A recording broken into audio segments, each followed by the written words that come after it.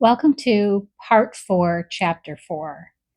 When we left off in chapter 3, Raskolnikov and Razumihin had just had this quiet, intense moment as Raskolnikov leaves his mother and Dounia in Razumihin's care. And Razumihin understands what he needs to do, that he needs to take care of them. And his next stop now, Raskolnikov is going to see Sonia. And this is where we pick up in chapter 4. Raskolnikov went straight to the house on the canal bank where Sonia lived. It was an old greenhouse of 3 stories. He found the porter and obtained from him vague directions as to the whereabouts of Kapernaumov, the tailor. Having found in the corner of the courtyard the entrance to the dark and narrow staircase, he mounted to the 2nd floor and came out into a gallery that ran round the whole 2nd story over the yard. While he was wandering in the darkness, uncertain where to turn for Kapernaumov's door, a door opened 3 paces from him. He mechanically took hold of it. "Who's there?" a woman's voice asked uneasily. "It's I. Come to see you," answered Raskolnikov, and he walked into the tiny entry. On a broken chair stood a candle in a battered copper candlestick. "It's you, good heavens!" cried Sonia weakly, and she stood rooted to the spot. "Which is your room? This way?" asked Raskolnikov, trying not to look at her, hastening in. A minute later, Sonia too came in with the candle, set down the candlestick, and completely disconcerted, stood before him, inexpressibly agitated and apparently frightened by his unexpected visit. The color rushed suddenly to her pale face, and tears came into her eyes. She felt sick and ashamed, and happy too. Raskolnikov turned away quickly and sat on a chair by the table. He scanned the room in a rapid glance. It was a large but exceedingly low-pitched room, the only one let by the Kapernaumovs, to whose rooms a closed door led in the wall on the left. In the opposite side, on the right-hand wall, was another door, always kept locked. That led to the next flat, which formed a separate lodging. Sonia's room looked like a barn. It was a very irregular quadrangle, and this gave it a grotesque appearance. A wall with 3 windows looking out onto the canal ran aslant, so that one corner formed a very acute angle, and it was difficult to see in it without very strong light. The other corner was disproportionately obtuse. There was scarcely any furniture in the big room. In the corner on the right was a bedstead. Beside it, nearest the door, a chair. A plain deal table covered by a blue cloth stood against the same wall, close to the door into the other flat. 2 rush-bottomed chairs stood by the table. On the opposite wall, near the acute angle, stood a small plain wooden chest of drawers, looking, as it were, lost in a desert. That was all there was in the room. The yellow, scratched, and shabby wallpaper was black in the corners. It must have been damp and full of fumes in the winter. There was every sign of poverty. Even the bedstead had no curtain. Sonia looked in silence at her visitor, who was so attentively and unceremoniously scrutinizing her room, and even began at last to tremble with terror, as though she was standing before her judge and the arbiter of her destinies. "I am late. It's 11, isn't it?" he asked, still not lifting his eyes. "Yes," muttered Sonia. "Oh, yes, it is," she added hastily, as though in that lay her means of escape. "My landlady's clock has just struck. I heard it myself." "I've come to you for the last time," Raskolnikov went on gloomily, "although this was the first time. I may perhaps not see you again." "Are you going away?" "I don't know. Tomorrow." "Then you're not coming to Katerina Ivanova tomorrow?" Sonia's voice shook. "I don't know. I shall know tomorrow morning. Never mind that. I've come to say one word." He raised his brooding eyes to her and suddenly noticed that he was sitting down while she was all the while standing before him. "Why are you standing? Sit down," he said in a changed voice, gentle and friendly. She sat down. He looked kindly and almost compassionately at her. "How thin you are! What a hand, quite transparent, like a dead hand." He took her hand. Sonia smiled faintly. "I've always been like that," she said. "Even when you lived at home?" "Yes." "Of course you were," he added abruptly, and the expression of his face and the sound of his voice changed again suddenly. He looked round him once more. You rent this room from the Kapernamovs? Yes. They live there through that door? Yes, they have another room, like this. All in one room? Yes. I should be afraid in your room at night, he observed gloomily. They are very good people, very kind, answered Sonia, who still seemed bewildered. And all the furniture, everything is theirs, and they are very kind, and the children, too, often come to see me. They all stammer, don't they? Yes, he stammers, and he's lame, and his wife, too. It's not exactly that she stammers, but she can't speak plainly. She's a very kind woman, and he used to be a house serf, and there are 7 children, and it's only the eldest one that stammers, and the others are simply ill, but they don't stammer. But where did you hear about them? She added with some surprise. Your father told me then. He told me all about you, and how you went out at 6 o'clock and came back at 9, and how Katerina Ivanova knelt down by your bed. Sonia was confused. I fancied I saw him today, she whispered hesitatingly. Whom? Father. I was walking in the street out there at the corner about 10 o'clock, and he seemed to be walking in front. It looked just like him. I wanted to go to Katerina Ivanova. You were walking in the streets? Yes, Sonia whispered abruptly, again overcome with confusion and looking down. Katerina Ivanova used to beat you, I dare say. Oh, no, what are you saying? No. Sonia looked at him almost with dismay. You love her, then? Love her? Of course, said Sonia with plaintive emphasis, and she clasped her hands in distress. You don't. If you only knew. You see, she's quite like a child. Her mind is quite unhinged, you see, from sorrow. And how clever she used to be, how generous, how kind. You don't understand. You don't understand. Sonia said this as though in despair, wringing her hands in excitement and distress. Her pale cheeks flushed. There was a look of anguish in her eyes. It was clear that she was stirred to the very depths, that she was longing to speak, to champion, to express something. A sort of insatiable compassion, if one may so express it, was reflected in every feature of her face. Beat me? How can you? Good heavens, beat me? And if she did beat me, what then? What of it? You know nothing, nothing about it. She is so unhappy. Oh, how unhappy. And ill. She's seeking righteousness. She is pure. She has such faith that there must be righteousness everywhere, and she expects it. And if you were to torture her, she would do wrong. She wouldn't do wrong. She doesn't see that it's impossible for people to be righteous, and she's angry at it, like a child, like a child. She is good. And what will happen to you? Sonia looked at him inquiringly. They are left on your hands, you see. They were all on your hands before, though, and your father came to you to beg for drink. Well, how will it be now? I don't know, Sonia articulated mournfully. Will they stay there? I don't know. They are in debt for the lodging, but the landlady, I hear, said today that she wanted to get rid of them, and Katerina Ivanova says that she won't stay another minute.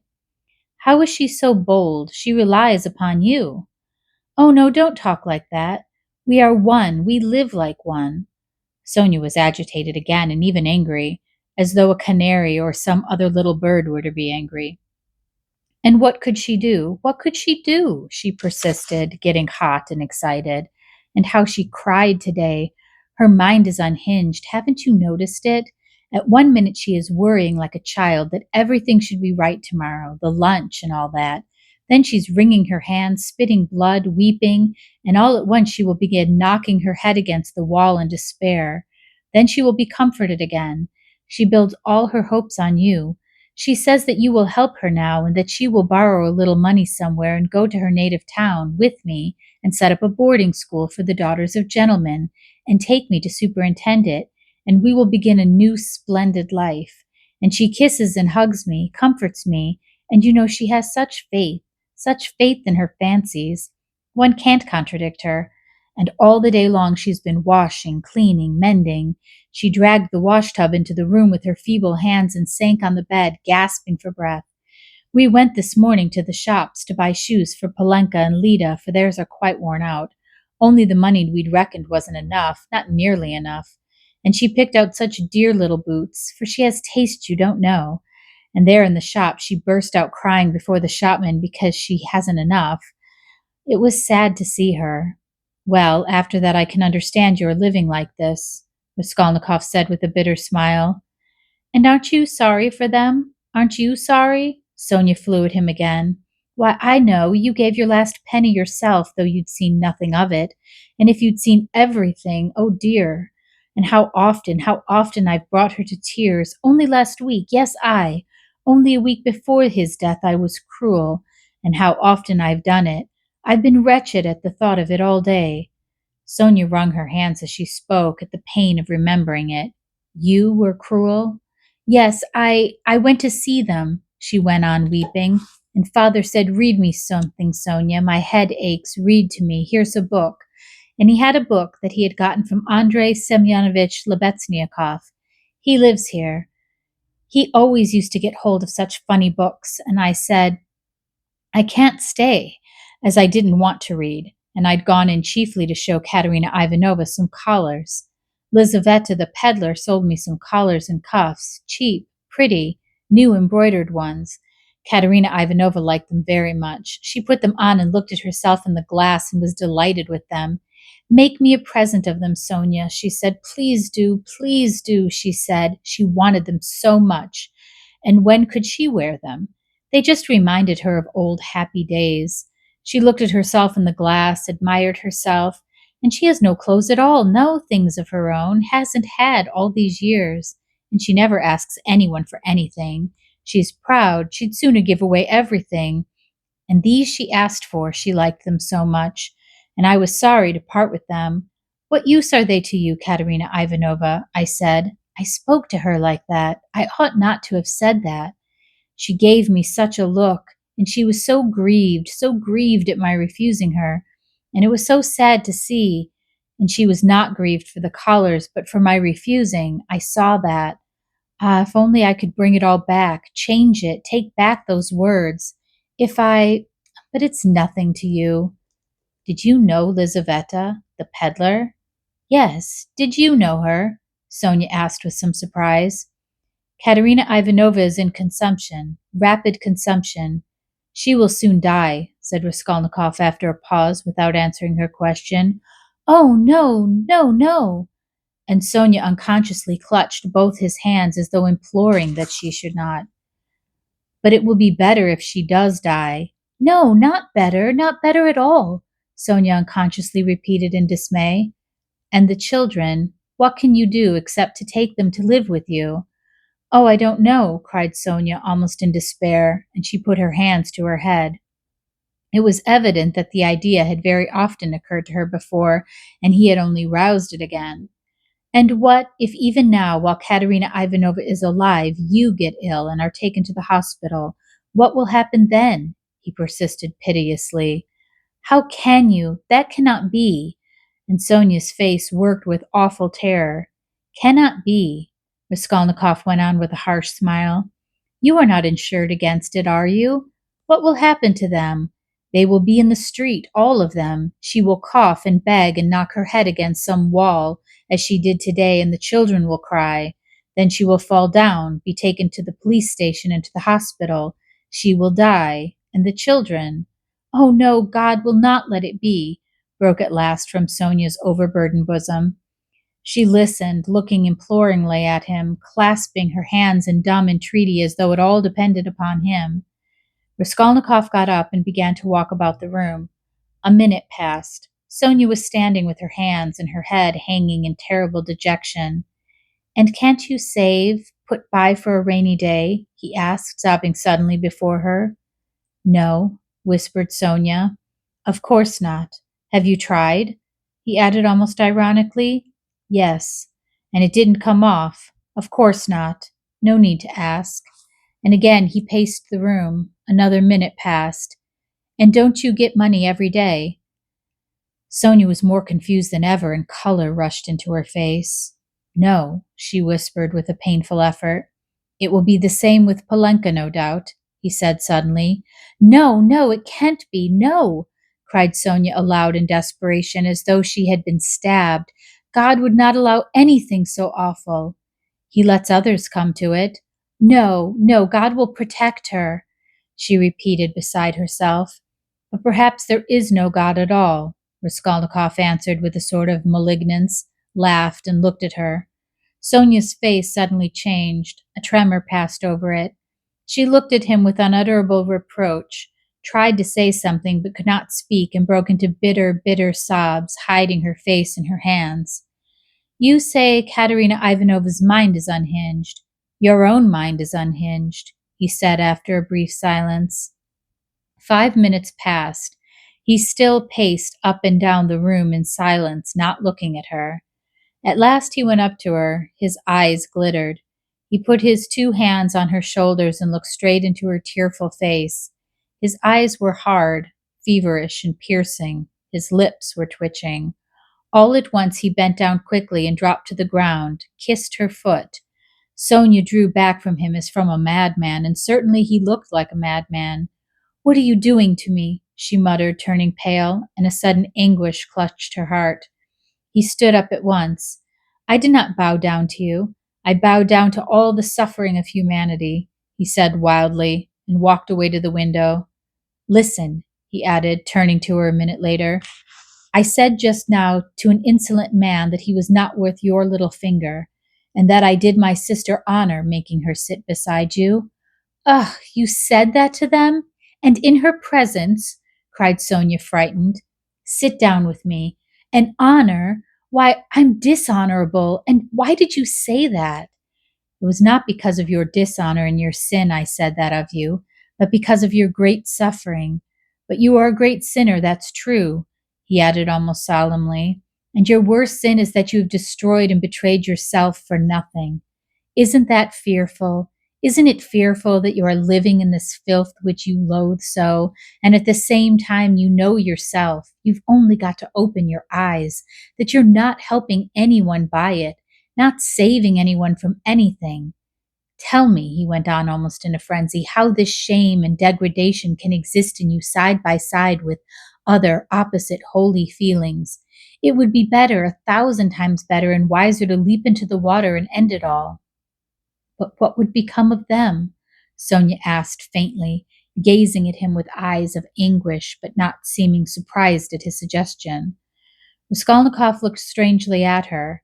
He read it all in her face, so she must have had that thought already, perhaps many times, and earnestly she had thought out in her despair how to end it, and so earnestly that now she scarcely wondered at his suggestion. She had not even noticed the cruelty of his words. The significance of his reproaches and his peculiar attitude to her shame she had, of course, not noticed either, and that, too, was clear to him. But he saw how monstrously the thought of her disgraceful, shameful position was torturing her, and had long tortured her. What, he thought, could hitherto have hindered her from putting an end to it? Only then he realized what those poor little orphan children and that pitiful, half-crazy Katerina Ivanova, knocking her head against the wall in her consumption, meant for Sonia. But nevertheless it was clear to him again that with her character and the amount of education she had after all received, she could not in any case remain so. He was still confronted by the question, how could she have remained so long in that position without going out of her mind, since she could not bring herself to jump into the water? Of course he knew that Sonia's position was an exceptional case, though unhappily not unique and not infrequent. Indeed, but that very exceptionalness, her tinge of education, her previous life might, one would have thought, have killed her at the first step on that revolting path. What held her up? Surely not depravity. All that infamy had obviously only touched her mechanically. Not one drop of real depravity had penetrated to her heart. He saw that. He saw through her as she stood before him. There are 3 ways before her, he thought: the canal, the madhouse, or at last to sink into depravity which obscures the mind and turns the heart to stone. The last idea was the most revolting, but he was a skeptic.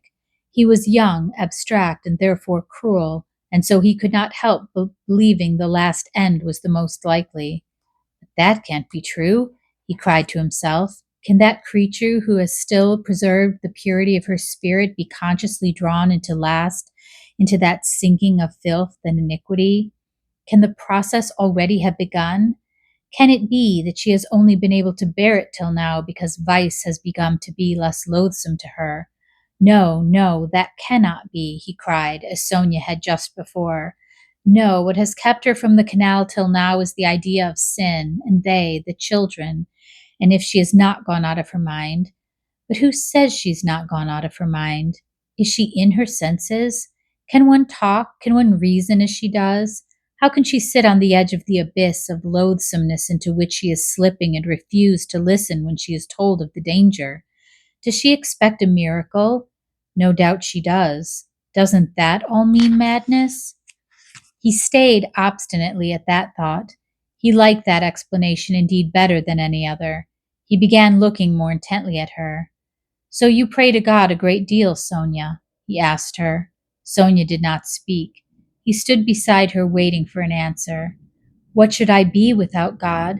She whispered rapidly, forcibly, glancing at him with sudden flashing eyes and squeezing his hand. Ah, so that is it, he thought. And what does God do for you? He asked, probing her further. Sonia was silent a long while as though she could not answer. Her weak chest kept heaving some emotion. Be silent. Don't ask. You don't deserve, she cried suddenly, looking sternly and wrathfully at him. That's it. That's it, he repeated to himself. He does everything, she whispered quickly, looking down again. That's the way out. That's the explanation, he decided, scrutinizing her with eager curiosity, with a new, strange, almost morbid feeling.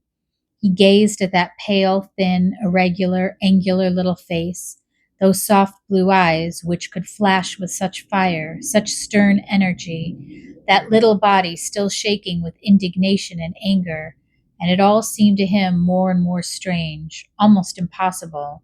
She is a religious maniac, he repeated to himself. There was a book lying on the chest of drawers. He'd noticed it every time he paced up and down the room. Now he took it up and looked at it. It was the New Testament in the Russian translation. It was bound in leather, old and worn. Where did you get that? He called to her across the room. She was still standing in the same place, 3 steps from the table. It was brought me, she answered, as it were unwilling, not looking at him. Who brought it? Lizaveta. I asked her for it. Lizaveta? Strange, he thought. Everything about Sonia seemed to him stranger and more wonderful every moment. He carried the book to the candle and began to turn over the pages. Where's the story of Lazarus? He asked suddenly.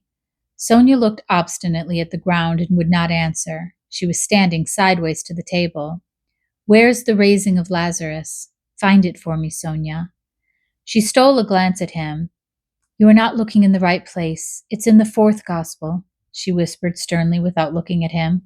Find it and read it to me, he said.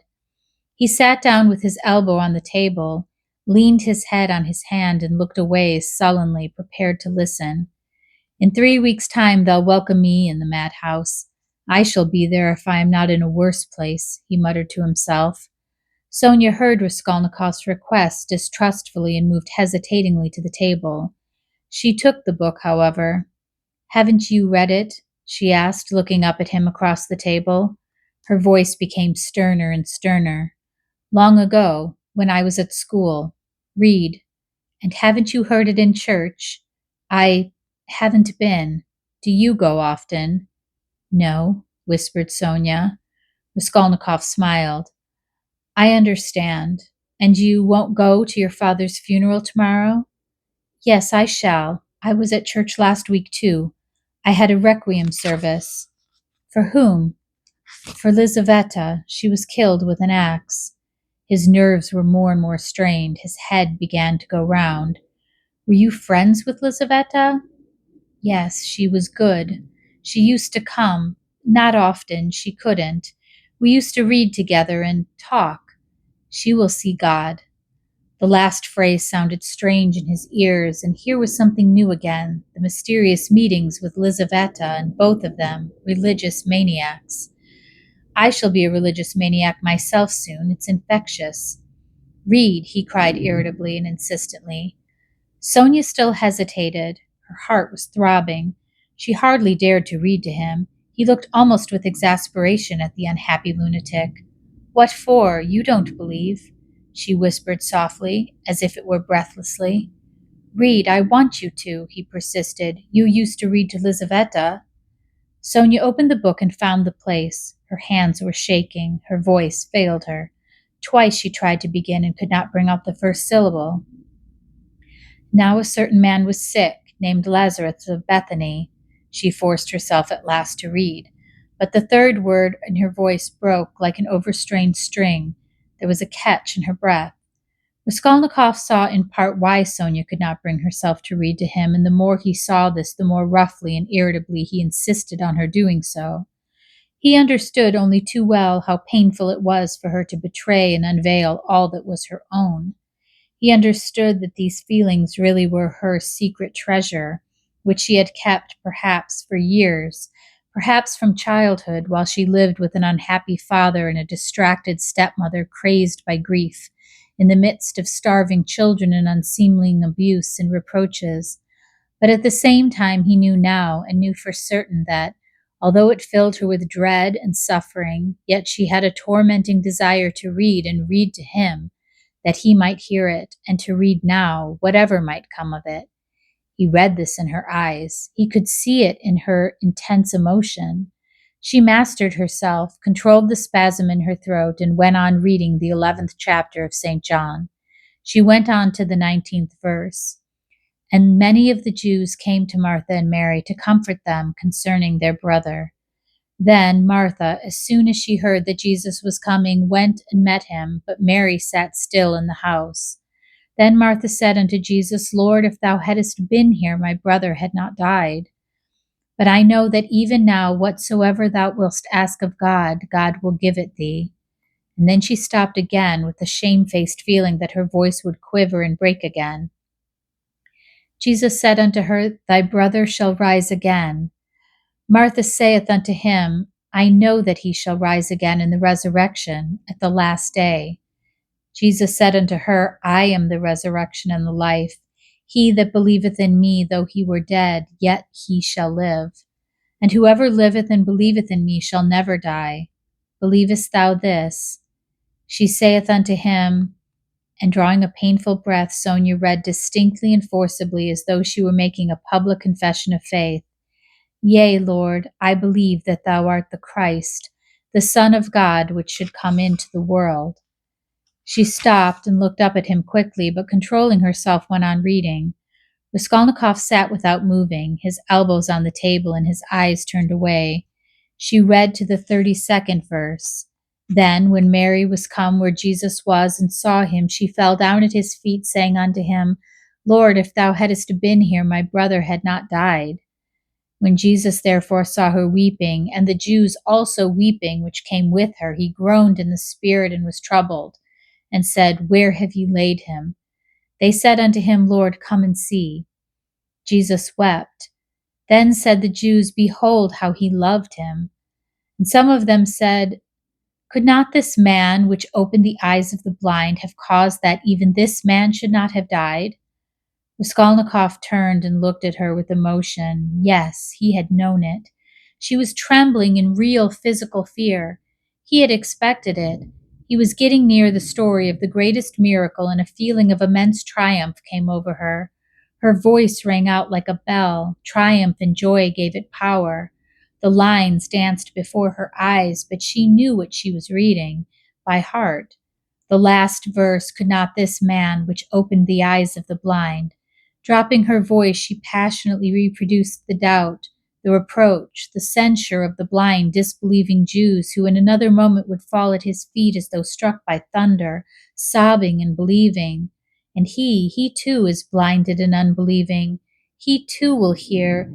He too will believe, yes, at once, now. That was what she was dreaming, and she was quivering with happy anticipation. Jesus, therefore, again groaning in himself, cometh to the grave. It was a cave, and a stone lay upon it. Jesus said, Take ye away the stone. Martha, the sister of him that was dead, saith unto him, Lord, by this time he stinketh, for he hath been dead 4 days. She laid emphasis on the word 4. Jesus said unto her, Said I not unto thee that if thou wouldest believe, thou shouldest see the glory of God? Then they took away the stone from the place where the dead was laid. And Jesus lifted up his eyes and said, Father, I thank thee that thou hast heard me. And I knew that thou hearest me always, but because of the people which stand by I said it, that they may believe that thou hast sent me. And when he thus had spoken, he cried with a loud voice, Lazarus, come forth. And he that was dead came forth. She read loudly, cold and trembling with ecstasy, as though she were seeing it before her eyes. Bound hand and foot with grave clothes, his face was bound about with a napkin. Jesus saith unto them, Loose him and let him go. Then many of the Jews which came to Mary had seen the things which Jesus did, believed on him. She could read no more, closed the book, and got up from her chair quickly. That is all about the raising of Lazarus, she whispered severely and abruptly, and turning away she stood motionless, not daring to raise her eyes to him. She still trembled feverishly. The candle end was flickering out in the battered candlestick, dimly lighting up in the poverty-stricken room the murderer and the harlot who had so strangely been reading together the eternal book. 5 minutes or more passed. I came to speak of something, Raskolnikov said out loud, frowning. He got up and went to Sonia. She lifted her eyes to him in silence. His face was particularly stern, and there was a sort of savage determination in it. I've abandoned my family today, he said. My mother and sister. I'm not going to see them. I've broken them completely. What for? Asked Sonia, amazed. Her recent meeting with his mother and sister had left a great impression which she could not analyze. She heard his news almost with horror. I have only you now, he added. Let us go together. I've come to you. We're both accursed. Let us go our way together. His eyes glittered as though he were mad, Sonia thought in her turn. Go where? She asked in alarm, and she involuntarily stepped back. How do I know? I only know it's the same road. I know that and nothing more. It's the same goal. She looked at him and understood nothing. She knew only that he was terribly, infinitely unhappy. None of them will understand if you tell them, but I have understood. I need you. That is why I've come to you. I don't understand, whispered Sonia. You'll understand later. Haven't you done the same? You too have transgressed, have had the strength to transgress. You've laid hands on yourself. You've destroyed a life, your own. It's all the same. You might have lived as spirit and understanding, but you'll end in the Haymarket. But you won't be able to stand it, and if you remain alone, you'll go out of your mind like me. You're like a mad creature already, so we must go together on the same road. Let us go. What for? What's all this for? Said Sonia, strangely and violently agitated by his words. What for? Because you can't remain like this, that's why. You must look things straight in the face at last and not weep like a child and cry that God won't allow it. What will happen if you should really be taken to the hospital tomorrow? She is mad and in consumption. She'll soon die. And the children? Do you mean to tell me Polenka won't come to grief? Haven't you seen children here at the street corner sent out by their mothers to beg? I found out where those mothers live and in what surroundings. Children can't remain children there. At 7, the child is vicious and a thief. Yet children, you know, are the image of Christ. Theirs is the kingdom of heaven. He bade us honor and love them. They are the humanity of the future. What's to be done? What's to be done? Repeated Sonia, weeping hysterically and wringing her hands. What's to be done? Break what must be broken once and for all, that's all, and take the suffering on oneself.